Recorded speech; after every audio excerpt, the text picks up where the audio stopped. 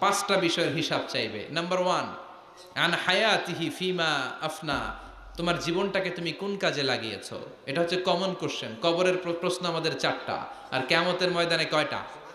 কথা কন। Number one, জীবন দিয়েছে, জীবন কোন কাজে লাগিয়েছো। নাম্বার টু, জীবনে যে যৌবন আছে, যৌবনটারে কোন কাজে লাগিয়েছো, ঠিক কিনা? যৌবনের ইবাদত আল্লাহর কাছে বড় প্রিয়।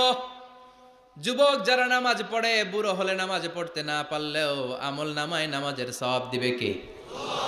সুবহানাল্লাহ কইবেন না? পেনশন স্কিম, এটা কি বলে? After service appreciation. 30 বছর গভর্নমেন্ট জব করার পরে বয়স হচ্ছে 60, আর করতে পারেন না, তখন একটা বান্ডেল, এক বান্ডেল টাকা আপনারে দিয়ে দিবে। পেনশন স্কিম, জাতিকে সার্ভ দিয়েছেন, এখন পারেন না, তারপরেও টাকা আছে না নাই?